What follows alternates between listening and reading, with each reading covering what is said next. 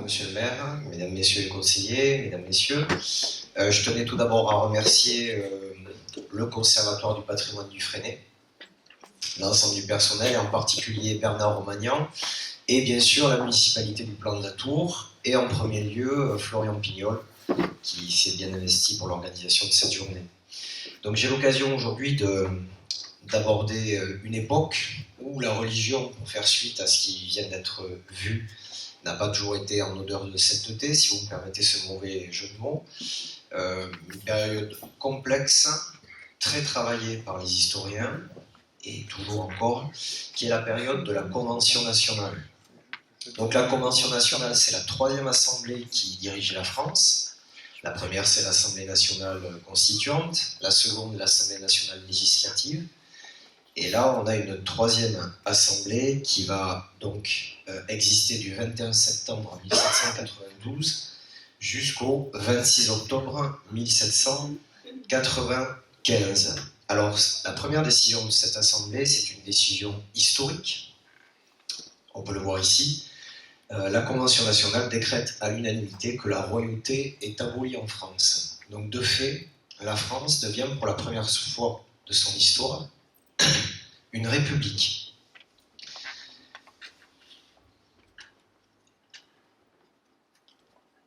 Et donc, à cette époque, dans un contexte national et international fort compliqué, nationalement, bien sûr, il y a des partisans de la monarchie.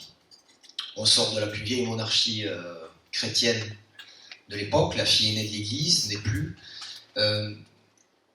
Et puis un contexte international très chargé. Depuis le printemps 1792, on a une partie de l'Europe qui fait la guerre contre la France, guerre que nous avons d'ailleurs provoquée. Alors, le contexte local, en 1792, Saint-Tropez fait partie du canton éponyme, du canton de Saint-Tropez, qui est scindé en deux sections. Une section à Saint-Tropez, donc Saint-Tropez, la commune de Saint-Tropez en 1790 regroupe un peu plus de 3600 habitants, c'est-à-dire exactement 62% des habitants du canton. C'est-à-dire à peu près les 2/3 des habitants du canton sont regroupés dans la ville de Saint-Tropez. Donc on peut s'interroger à cette période, quelle forme vont prendre les luttes politiques à Saint-Tropez dans un contexte national particulièrement chargé. Alors on va voir tout d'abord que dès 1793 va s'affirmer à Saint-Tropez un mouvement que j'ai qualifié ici de réactionnaire. Alors réactionnaire, n'y voyez pas le sens péjoratif qu'on lui donne aujourd'hui dans le jeu politique. Je parle de réactionnaire tout simplement dans le sens du mot, le sens originel du mot, c'est-à-dire qui est partisan d'un conservatisme assez marqué et qui souhaite un retour vers un état social ou politique antérieur. Voilà, n'y voyez pas du jugement de valeur. Donc, j'ai mis ici une image de la ville de Toulon, puisque beaucoup de choses vont partir de Toulon. Toulon, vous le savez, c'est une ville qui a une histoire particulière pendant la Révolution française, puisque c'est une ville qui va se livrer à des puissances ennemies, les Anglais et les Espagnols. Et dès le 12 juillet 1793, des personnes qu'on qualifie de fédéralistes font partir la municipalité jacobine, donc proche du pouvoir central de la France. Et dès le 28 août 1993, la ville ouvre ses portes à une flotte anglo-espagnole. Alors, cela va avoir des répercussions sur Saint-Tropez, bien entendu. Donc, nous avons ici deux représentants en mission. Donc, des représentants en mission, ce sont des députés de la Convention nationale, qui sont envoyés localement, donc auprès d'une armée ou plus souvent dans un département, pour faire appliquer les décisions du gouvernement central. Donc ils sont dotés de pouvoirs très larges, c'est-à-dire qu'ils peuvent changer les magistrats de tribunal, ils ont des pouvoirs vraiment tout à fait importants. Donc ces députés, Paul Barras et Louis Fréron, sont contraints de quitter Toulon. Toulon qui est en proie donc, à une révolte fédéraliste, on chasse les Jacobins, et ces députés passent par Pignan, et la municipalité de Pignan tente de les faire arrêter. Cela ne va pas fonctionner, ils vont réussir à s'échapper, et ils se réfugient à Saint-Tropez, où ils entrent, dirons-nous, discrètement, puisqu'il y a une certaine hostilité, voire une hostilité certaine.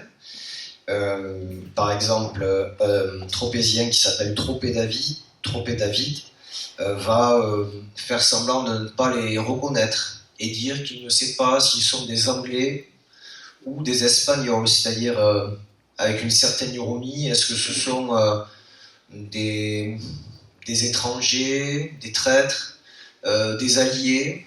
Donc l'accueil n'est pas forcément très courtois. Et ces deux députés vont, heureusement pour eux, être aidés par la municipalité de Saint-Tropez, le maire en particulier, et vont se diriger ensuite en canot vers les îles Sainte-Marguerite. Et dès le lendemain, des Tropéziens vont accabler d'injures, c'est ce que disaient les archives, le maire de Saint-Tropez, qui dit même qu'il a failli risquer la corde, tout simplement. Alors justement, dès le 28 juillet 1793, c'est-à-dire dès le lendemain de l'arrivée des représentants Mission Fréron et Barras, est créé à Saint-Tropez des sections. Alors, que sont les sections? Tout simplement, on s'inspire de ce qui existe à Toulon. C'est un mouvement qu'on peut qualifier de réactionnaire, hein, c'est une sorte d'association politique réactionnaire, dans le sens que j'ai indiqué tout à l'heure.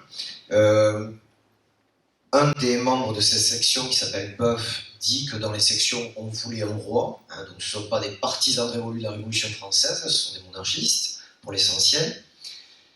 Ça regroupe à peu près une centaine de citoyens qui, au départ, parlent d'objectifs philanthropiques, c'est-à-dire il faut s'occuper des subsistances de Saint-Tropez, il faut faire en sorte de mettre en place tout ce qui peut constituer, tout ce qui peut aider au bien public, à celui de la cité.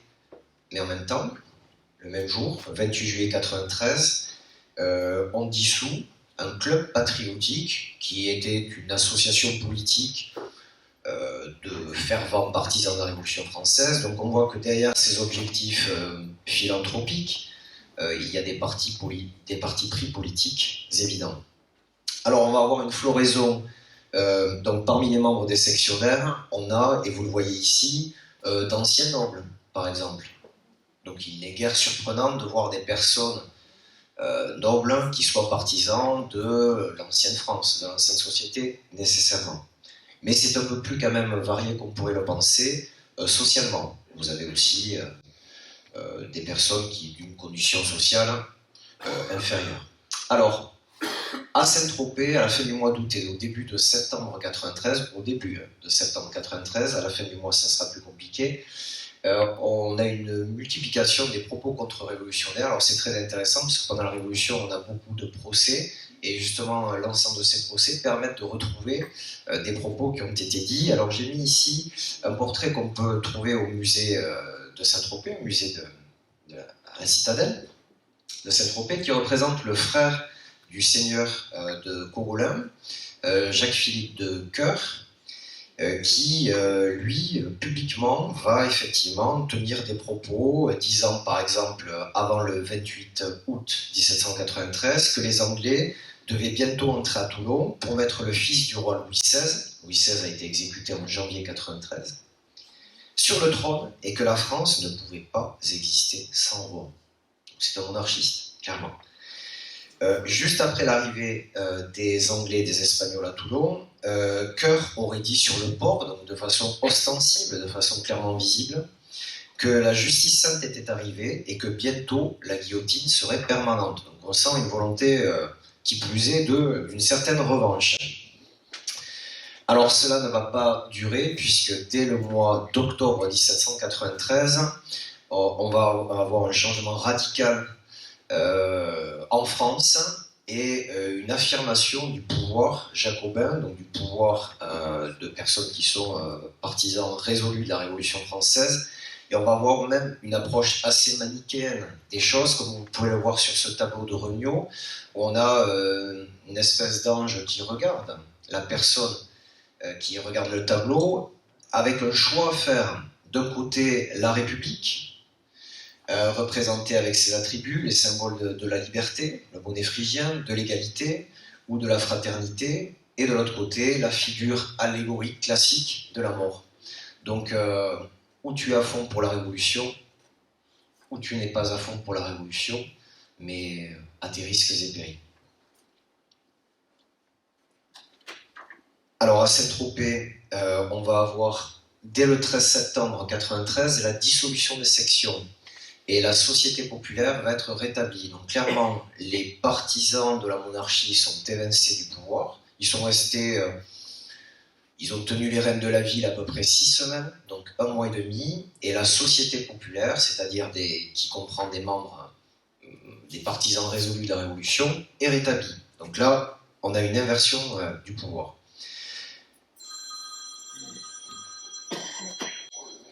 Dès le 23 septembre, environ le 23 septembre, c'est ce que dit un témoin, le 23 septembre, on a une première rafle des suspects. Alors quand je parle de rafle, je parle tout simplement d'arrestation massive. Donc on a des soldats, le 7e bataillon du Var, qui débarque à Saint-Tropez, dirigé par un certain Cadar, qui vient avec, comme le disent les archives, une force imposante, donc avec de nombreux soldats. Ils ne font qu'appliquer des ordres des représentants du peuple, donc des députés chargés de faire appliquer les décisions du pouvoir central dans le département du Var, et doivent surtout arrêter des personnes suspectes. Alors là, on va avoir à Saint-Tropez, pendant quelques heures, une période de très grande tension, c'est-à-dire, on va avoir, par exemple, un homme qui s'appelle Tropez David, qui va même aller jusqu'à se travestir, se déguiser en femme. Mais bon, d'autres personnes reconnaissent qu'il y a quelque chose effectivement d'un petit peu particulier, et il est reconnu vers la chapelle de la Miséricorde. Il s'enfuit en courant vers la place des Lys, et il est arrêté par des grenadiers, par des soldats. Alors, il prétend avoir eu une aventure amoureuse et être allé voir une femme, et pour ne pas être reconnu, s'être déguisé en femme. Ça paraît un petit peu gros, d'autant plus qu'il possède une canne épée avec lui, donc clairement il essaie de s'enfuir. Au moins 3 personnes vont essayer de fuir par la mer et vont être, alors selon eux, faits prisonniers par des navires espagnols ou anglais qui tombent opportunément là, bien entendu. Donc c'est sans doute des gens qui craignent une arrestation et qui tout simplement tentent de fuir. Donc on imagine un climat très particulier à Saint-Tropez. On va avoir une deuxième rafle de suspects quelques jours, quelques semaines plus tard. Au final, alors tous les anciens sectionnaires, membres des sections, donc partisans plutôt de la monarchie, dont j'ai cité la liste ici, sont par exemple arrêtés. Au final, il y aura 65 personnes à Saint-Tropez, des suspects qui sont décrétés d'arrestation. Pas tous arrêtés puisque certains parviennent à s'enfuir. Alors ils sont envoyés dans l'ancien séminaire de Fréjus, pour la plupart dans un premier temps, et un peu plus tard, pour certains, à Draguignan. Alors parmi ces personnes, quelques-unes vont être mises en jugement. Parmi ces 65 personnes, il va y avoir simplement 5 personnes mises en jugement. C'est-à-dire que les 60 autres vont rester en prison, sans procès, généralement pendant 1 an. Quant à 5 autres personnes, ils vont se retrouver devant le tribunal criminel, le tribunal révolutionnaire criminel à Grasse. Et voici les conclusions du tribunal. 3 personnes acquittées, mais qui vont rester incarcérées jusqu'à la paix, en tant que suspect. Une personne va être condamnée à la déportation, il s'agit de Tropez David, celui qui s'était travesti. Une personne va être guillotinée, c'est le frère du seigneur de Cogolin, l'officier de marine, Coeur, dont j'ai montré le portrait tout à l'heure. Alors, Robespierre chutant à la fin du mois de juillet 1794, au fur et à mesure des mois, on a un assouplissement progressif de la situation politique, la crispation intense des années 93-94 va peu à peu prendre fin. Alors je me suis permis de mettre cette première page d'un registre notarié d'un notaire de Saint-Tropez qui s'appelle Honoré Toussaint Germondi et qui parle du règne de Robespierre, où je restais à la maison de détention de Fréjus pendant une année en bonne compagnie et ayant plus de 200 personnes, tous gens honnêtes et de bien. Il faisait partie des suspects qui ont été incarcérés pendant un an. Donc, on va avoir de novembre 94 à avril 95 plusieurs vagues successives d'élargissement, c'est-à-dire que les représentants en mission, donc les députés, vont peu à peu, au gré des mois, relâcher des personnes, les libérer tout simplement. Ils vont pouvoir rentrer chez eux. Et parmi